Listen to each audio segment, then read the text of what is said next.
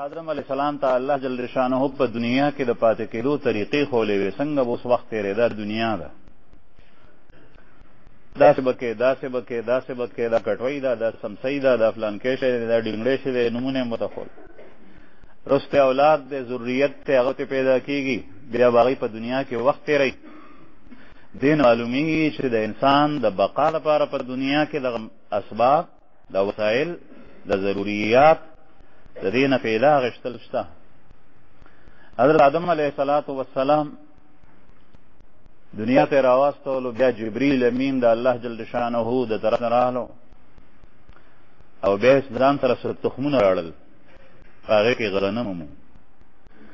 آدم علیه السلام ته یې ورکړل او ورته وایي چې دا ور دا دانې دا په ځمکه کې وکره، خو ځمکه به اول واړې، هغه به یې وکړي، بیا به وتر ته ګورې چې وتر پکې وي، نو بیا به دا دانې وغورځې او بیا به په دې انداز باندې پټې کړي او بیا پس د هغې نه به دا لرغونې شي، ستنې به راوباسي، بیا به هغه بوټی شي، بیا به وخت په وخت به خوار کې، د مارغه نه، د حیوان نه، د ځناور نه به بچ کې.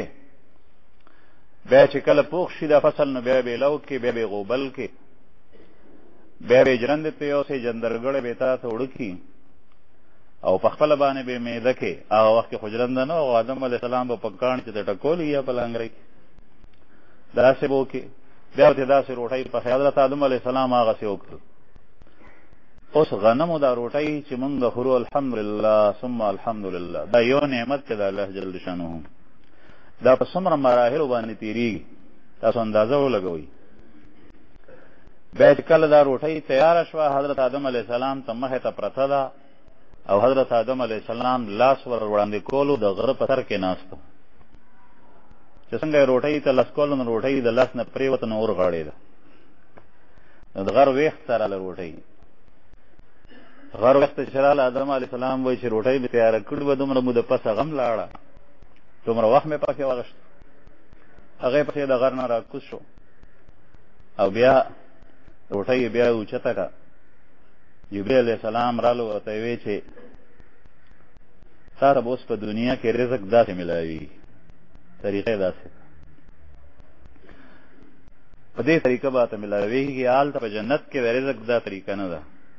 هلته کې چې څه وخت د انسان په زړه کې خواهش راپورته شي، روزي به راځي. ولکم فیها ما تشتهی انفسکم ولکم فیها ما تدعون. او دلته به تا ته د رزق په دې انداز باندې میلاوي. زما عزتمند دا څومره لوی نعمت دی، نن سبا موږ ته څومره په سهولت سره رزق میلاوي. الله جل شانه دا ټول نعمتونه دي، دا په انسان باندې دي په دنیا کې. د دې نعمتونو چې کله حساب خدای پاک شروع کړي، د یو بنده د یو عوض نشي پوره کولی، ټول ژوند چې د عبادت. خدای پاک دې موږ د مناقشې نه او د هغه سخت حساب نه وساتي. الله جل شانه سره لقا د ملاقات دی.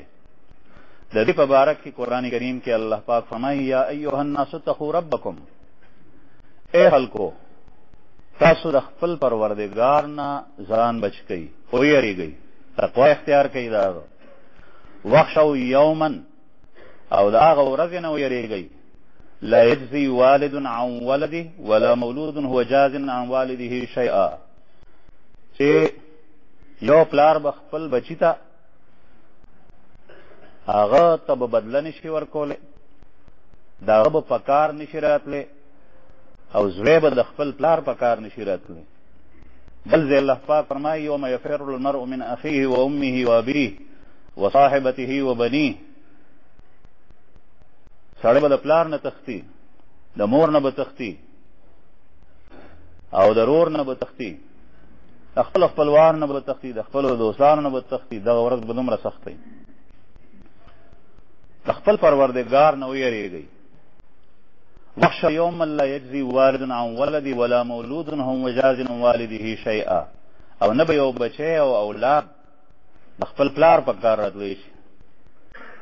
ان وعد الله حق، دا الله جل شانه وعده هغه حق او رښتیا ده.